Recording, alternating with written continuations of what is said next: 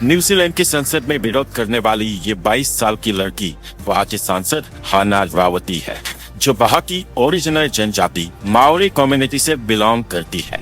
और न्यूजीलैंड प्रकृति की सुंदरता से भरा एक खूबसूरत देश आज एक ऐतिहासिक तूफान से गुजर रहा है।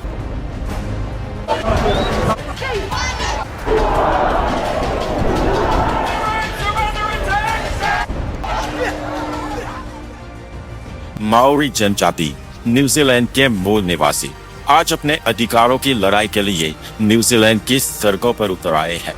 जब आज से करीब 900 या 1000 साल पहले हमारे देश भारत में चंदेल, लोहारा, चोला, होयसाला, पांड्यास और तकातिया जैसे कई समृद्ध एम्पायर हुआ करते थे, उसी वक्त भारत की मूल भूमि से करीब 12,000 किलोमीटर दूर दक्षिण पूर्व में एक बहुत बड़ा आइलैंड आया हुआ था, जहाँ की भूमि बहुत ही खूबसूरत थी, जो आज के भारत के गुजरात राज्य से भी बहुत ज्यादा बड़ा था। लेकिन वहाँ पर कोई भी इंसान मौजूद नहीं था। इंसानी बस्ती वहाँ पर थी ही नहीं, ना कोई इंसान अब तक वहाँ तक पहुँच पाया था। मैं जिस भूमि की बात कर रहा हूँ, उस वक्त उस भूमि का कोई नाम भी नहीं था, क्योंकि इस धरती को नाम देने वाला वहाँ पर कोई मौजूद ही नहीं था। लेकिन 12वीं शताब्दी से पहले कुछ लोग इस भूमि पर पहुंचे। कहां से पहुंचे? तो साउथ ईस्ट ग्लोब में एक पूरा ओशनिया नाम का महाखंड है। इस ओशनिया में एक जगह है पोलिनेशिया, और पोलिनेशिया के विस्तार में एक हवाई की नाम का द्वीप हुआ करता था। इस द्वीप पर बसे लोग और उनके कबीले वाले अपने पेट की भूख मिटाने के लिए मत्स्य उद्योग पर जिन्ना थे। लेकिन एक समय उनके द्वीप के आसपास मच्छियां बहुत ही कम हो गई, और पोलिनेशिया के कुछ द्वीप के लोग जब भूखे मरने लगे तो उन्हें अपनी भूमि को छोड़कर एक नई भूमि पर बसने की नौबत आ गई। और इसी सिलसिले में एक कबीले के सरदार, जिनका नाम था कूपे, वो अपना द्वीप छोड़कर मच्छी पकड़ने के लिए और नई भूमि की तलाश में दूर तक निकल गए। और इसी यात्रा में कूपे को वो जमीन दिखी जिसका मैंने अभी अभी जिक्र किया, और उसके बाद कूपे के दल ने उस नई भूमि पर अपने देवताओं की स्थापना की। और कुछ दिनों बाद वो वहां से अपना दल लेकर वापस अपने देश निकल गए, और लौटकर उन्होंने अपने लोगों को इस नई जमीन के बारे में बताया।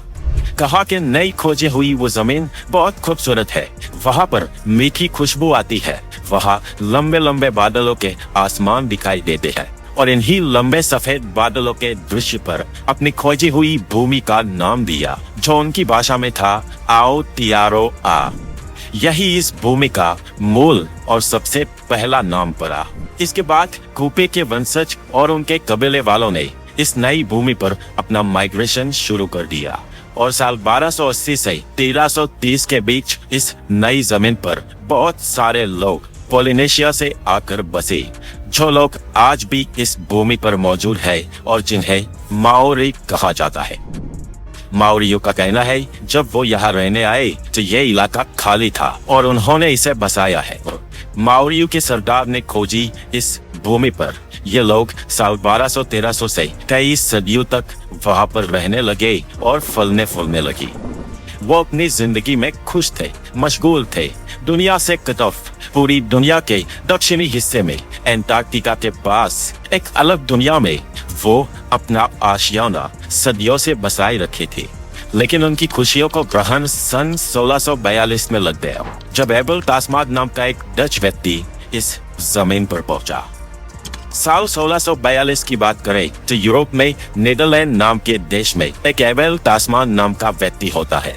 इस नीदरलैंड के लोगों को डच भी कहा जाता है, इसलिए ये एबल तास्मान एक डच व्यक्ति था। और जैसे अंग्रेज व्यापार के नाम पर दूसरे देशों को गुलाम बनाते थे, वैसा ही इतिहास नीदरलैंड्स का भी है, और पोर्टुगल, फ्रांस, स्पेन और जर्मनी का भी यही इतिहास है। अब नीदरलैंड्स में डच ईस्ट इंडिया जो कंपनी थी, उसी की नौसेना में एबल तास्मान काम करता था। और साल 1642 में तास्मान को एक जिम्मा मिला और कहा गया कि इस दुनिया का पूर्वी दक्षिणी इलाका छान मारो, देखो वहाँ पर क्या कोई एक्सप्लॉइट करने लायक जमीन है। और इस खोज के लिए तास्मान को 2 छोटे जहाज, कई नौसैनिक और हथियार दिए गए।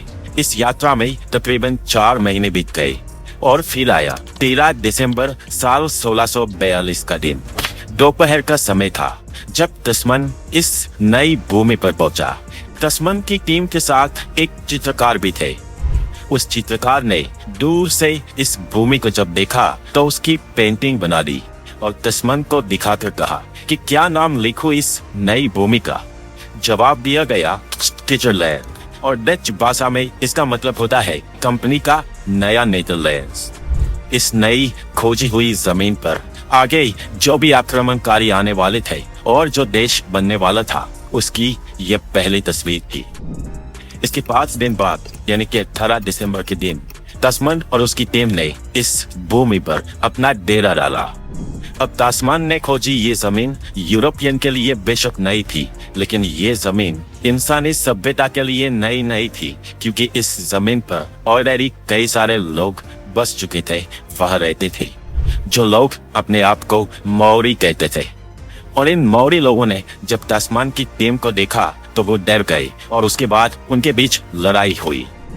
तस्मान और उसकी टीम के पास हथियार थे, लेकिन मौरी लोग भी बहुत ज्यादा थे और उनके पास भी भाले, तीर, कमान और कई सारे हथियार थे, जिस वजह से तस्मान और उसकी टीम वहां लंबे समय तक रुक नहीं पाए और वहां से भाग खड़े हो गए। और जिस जगह पर यह झगड़ा हुआ था उसे तस्मान की टीम ने एक नाम भी दिया, जिसे कहते हैं मर्डरर्स बे, मतलब कि हत्यारों की खाड़ी। और यूरोपियनों के द्वारा इस नई खोजी हुई जमीन को नाम मिला न्यूजीलैंड। ये नाम कैसे आया? तो नीदरलैंड्स के सुदूर पश्चिमी इलाके का नाम है जीलैंड, और इसी के नाम पर डच लोगों ने इस जमीन का नाम दिया था न्यूजीलैंड, यानी कि नीदरलैंड से अलग एक नई जीलैंड। अब यूरोपियंस के लिए नई माने जाने वाली इस भूमि को एबल तास्मान ने खोजा और उसके बाद जब वो वहां टिक नहीं पाया तो वापस यूरोप के लिए निकल गया। और साल 1642 में ही तास्मान ने ऑस्ट्रेलिया का भी परिभ्रमण किया। हालांकि वो ऑस्ट्रेलिया की मेन लैंड पर नहीं पहुंच पाया, लेकिन ऑस्ट्रेलिया के साउथ में एक छोटा सा आइलैंड है जो आज ऑस्ट्रेलिया का ही हिस्सा है, वहां पर वो पहुंचा और उस टापू का नाम भी आज तास्मान के नाम पर से तास्मानिया है। अब तास्मान और उसकी टीम तो न्यूजीलैंड से वापस यूरोप चले गए, लेकिन यूरोप में ये बात फैल गई कि एक नई जमीन मिली है, और इस खबर से कई और यूरोपियन भी इस नई जमीन को खोजने में लग गए।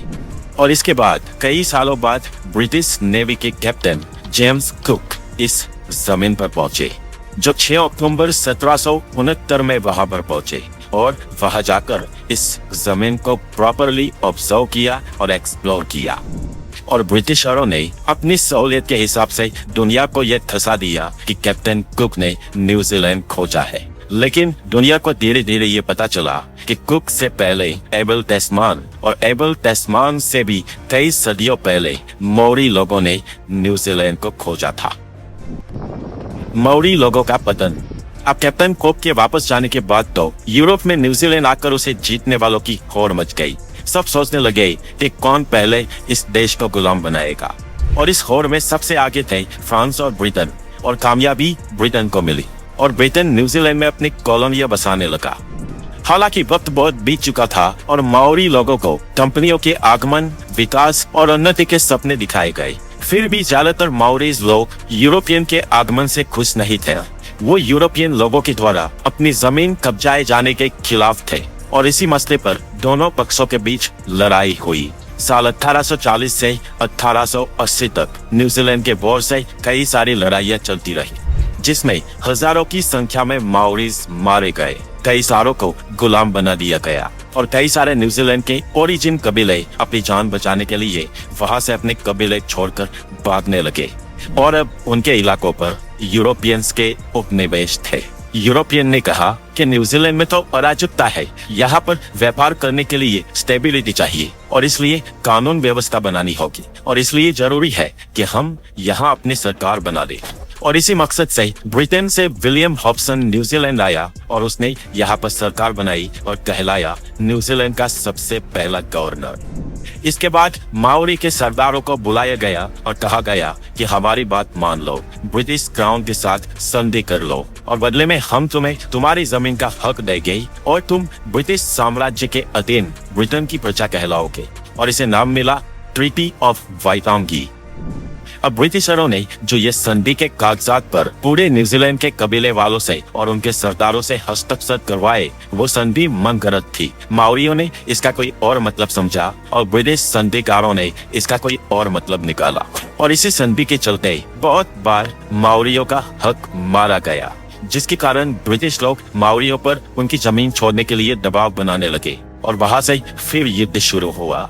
लेकिन यहाँ तक माओरी इतने संपन्न नहीं थे कि वो ब्रिटिशरों का, उनके संसाधनों का, उनके लोगों का या उनके हथियारों का सामना कर सके। इसीलिए यहाँ पर भी माओरी लोगों का ही नुकसान हुआ और ये कबीले एक के बाद एक निपटते गए और धीरे धीरे ब्रिटिशर्स और कई सारे और यूरोपियन लोग भी यहाँ आते गए, बसते गए और न्यूजीलैंड को कवर करते गए।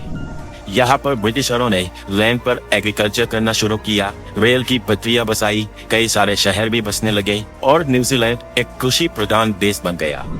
और दोस्तों, धीरे धीरे ब्रिटेन के कई सारे जेल के कैदियों को भी ब्रिटिशरों ने बड़े पैमाने पर ऑस्ट्रेलिया और न्यूजीलैंड बसाया। जो सालों से ब्रिटेन छोड़कर वहां गए थे, वो अब न्यूजीलैंड के हो गए।